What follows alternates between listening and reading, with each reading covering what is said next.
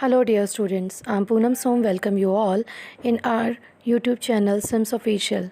Today in this video we will continue the chapter Air of Geography. Today we will start the new topic. These are air pressure and wind. So let's start it. Hello dear all, welcome to our channel Smart Indian Model School. Smart Indian Model School present Smart Indian EduFun classes. EduFun online classes include course studies of playgroup to class 12, emotional and communication skills, happiness classes and DIY. Hello everyone. So let's start today's topic. And today's topic is air pressure. You will be surprised to know that the air above us presses us with a great force on our bodies. आप ये बात जानकर हैरान होंगे या surprise होंगे कि जो एयर है, ठीक, वो पूरी तरह से हमारी बॉडी पर फोर्स डालती है और बहुत ज़्यादा दबाव डालती है. However we don't even feel it, even कि हम उसे फील भी नहीं कर पाते जो प्रेशर एयर की तरफ से हमारी बॉडी पर पड़ता है. This is because the air presses us from all the direction and our body exerts a counter pressure. और ऐसा इसलिए होता है क्योंकि जो एयर है वो चारों तरफ से हमारी बॉडी पर प्रेशर डालती है और हमारी बॉडी काउंटर यानी कि सेंटर में रहते हुए उस दबाव को रोकती है. ठीक. So air pressure is defined as the pressure exerted by the weight of air on the earth's surface. तो इस तरह से जो एयर प्रेशर है उसे अगर हम डिफ़ाइन करें तो एक ये वह प्रेशर है जो हवा के वेट यानी कि हवा के भार के द्वारा लगाया हुआ दाब या दबाव जो अर्थ की सरफेस पर होता है. ठीक है. सपोज़ हम किसी चीज़ को बहुत ही फोर्स के साथ अर्थ किसी चीज़ की सरफेस पर फेंक रहे हैं तो in the same way the air exerts its pressure on the earth's surface. Clear? So as we go up to the layer of atmosphere, अगर हम जैसे हमने अभी लास्ट टॉपिक में पढ़ा था लेयर ऑफ एटमॉस्फेयर के बारे में, जो लेयर्स होती हैं, ठीक, तो जैसे जैसे हम ऊपर जाते हैं द प्रेशर फॉल्स रैपिडली. तो जो प्रेशर है एयर का वो बहुत ही धीरे तेज़ी से गिरता जाता है. The air pressure is highest at sea level. जो एयर का प्रेशर होता है वो सी लेवल पर सबसे ज़्यादा होता है, ऊपर हाईएस्ट होता है. And decreases with the height. और जितनी ऊंचाई पर हम जाते हैं, सपोज़ अगर हम एक माउंटेन पर चढ़ रहे हैं तो उसका जो प्रेशर है वो कम हो जाता है. Horizontally the distribution of the air pressure is influenced by the temperature of air at a given place.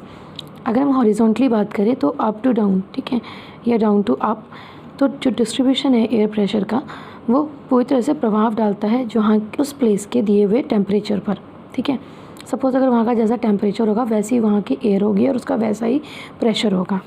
In areas where temperature is high and the air gets heated and rises, this creates a low pressure area.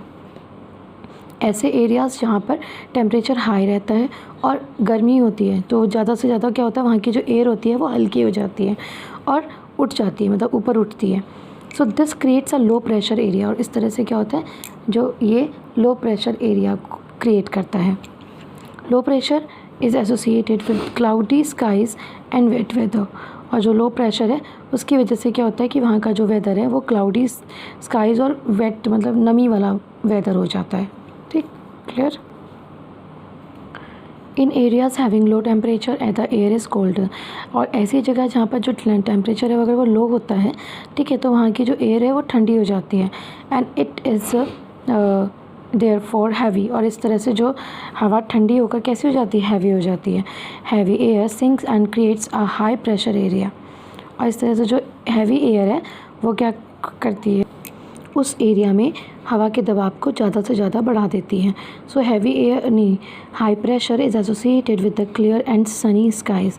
इस तरह से जो high pressure है वो ज़्यादातर किस condition में होता है, जब क्लियर और सनी स्काइज होते हैं. ठीक. So the air always moves from high pressure areas to low pressure areas. हमेशा जो हवा होती है, जो एयर होती है, वो हाई प्रेशर से लो प्रेशर की तरफ एरिया की तरफ मूव करती है. Clear? Now the next topic, wind. The movement of the air from high pressure area to low pressure area is called wind. अब यहाँ पे बताया था ना आपको कि जैसे जो मूवमेंट है, जो एयर का मूवमेंट होता है वो हाई से लो प्रेशर की तरफ होता है। तो ऐसे जो ये मूवमेंट होता है एयर का high to low, that is called the wind. ठीक, you can see wind at work as it blows dry leaves down the pavement of uproots the tree during a storm। तो जब हवा चलती है तो आपने नोटिस किया होगा, आपने कभी देखा होगा तो कि जो हवा में इतना प्रेशर होता है या इतना ज़्यादा उसका प्रेशर होता है कि कभी वो स्लो और कभी हाई हो जाता है। तो उसमें क्या होता है कि कभी आपने देखा होगा कि जो सूखी हुई पत्तियाँ पेड़ों के नीचे बिखरी होती हैं, ठीक है, वो उन्हें उड़ा कर ले जाती हैं। या फिर कई बार इतनी तेज़ हवा होती है, इतना प्रेशर होता है एयर का कि वो uprooted tree during a storm, एक तूफ़ान जब आता है, तूफ़ान के टाइम पर वो इवन की पेड़ों की जड़ों तक को उखाड़ देती हैं। Sometimes when the wind blows gently, we can see that it blowing away smoke or fine dust. At times wind can be so strong that it's difficult to walk against it.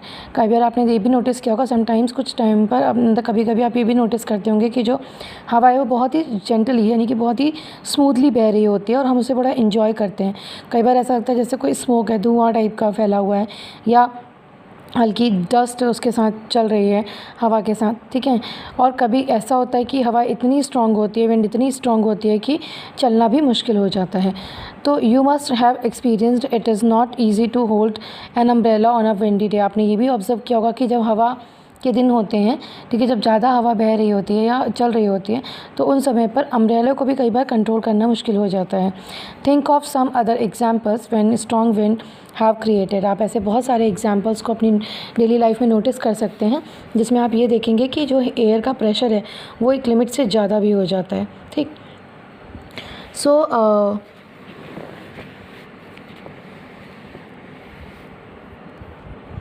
Winds can be broadly divided into 3 types. जो winds हैं उनको 3 part में divide किया जा सकता है। Like that permanent winds, ठीक है, इन्हें कहा जाता है परमानेंट विंड। कौन सी होती है? The trade winds westerlies and easterlies are the permanent winds and these blow constantly throughout the year in a particular direction. तो जो परमानेंट मीन्स आपको पता ही है कि परमानेंट क्या होता है? स्थाई, यानी कि जिसमें स्टेबिलिटी होती है। ठीक, तो जो ट्रेड मीन्स क्या हुआ? व्यापार। तो ऐसी कुछ जो विंड्स हैं जो वेस्टर्लाइज और एंड ईस्टरलाइज होती हैं, ठीक है, यानी कि जो पश्चिमी और पूर्वी स्थान से जो चलती हैं पवनें, ठीक है, जो हवा चलती है, विंड चलती है, उसे कहा जाता है कि trade winds. And these blow constantly throughout the, और ये जो पवन मतलब जो ये विंड है वो ईस्ट से उठने वाली है, वेस्ट से उठने वाली, ये हमेशा पूरे साल ही, ठीक है, through out the year in a particular direction, वो पूरे साल एक ही पर्टिकुलर डायरेक्शन में बहती रहती हैं। सीजनल विंड, कुछ ऐसी विंड्स होती हैं सीजनल विंड, ठीक है, सीजनल हम कह सकते हैं कि जो विद द सीज़न यानी कि मौसम के साथ। So these winds change their direction in different season. ये वो विंड्स होती हैं जो अपना डायरेक्शन डिफरेंट सीज़न में चेंज कर लेती हैं। And for example monsoon in India, जैसा अगर हम कहें कि मानसून आता है, कि हम कहते हैं जुलाई में या अगस्त में मानसून आया है तो हवाएं चल रही हैं, बारिश हो रही हैं, तो उस टाइम पर क्या होता है कि वो दूसरी हवाएं, वो अलग तरह की विंड होती हैं जो होती हैं सीजनल विंड, जो उसी टाइम पर जनरेट होती हैं। Next is local winds. Local winds, these blow only during a particular period of the day or year in a small area. Local wind means हम कहते हैं कि जो स्थान मतलब ऐसी कुछ पवनें जो लोकल होती हैं, लाइक दिस, मतलब एक पर्टिकुलर एरिया में ही ब्लो करती हैं। So these blow only during a particular period of the day या ईयर, कुछ ईयर के कुछ पर्टिकुलर डे में या फिर ईयर के किसी मतलब पर्टिकुलर पीरियड्स में ही ये कुछ स्मॉल एरिया में ही ब्लो करती हैं। फॉर एग्ज़ाम्पल अगर हम एग्ज़ाम्पल लें तो land and sea breeze. Do you recall the hot and dry local wind of northern plains of India? It is called loo. जैसा आपको पता है कि सपोज़ जैसे सी ब्रीज़ होती हैं, यानी कि समुद्र की जो लहरें होती हैं उसके आसपास जो बहने वाली हवाएं होती हैं, ठीक है, उन्हें आप लोकल विंड कह सकते हैं। और आप ये भी देख सकते हैं कि आप एक और एग्जांपल ले सकते हैं लू का। लू तो सभी जानते हैं कि गर्मी में जब बहुत गर्मी होती है तो एक गर्म हवा चलती है, ठीक है। तो वही है कि वो सीजनल और लोकल विंड्स होती हैं जो मतलब बहुत ही कम टाइम के लिए पर्टिकुलर उसी एरिया में होती हैं, ब्लो करती हैं। अंडरस्टूड।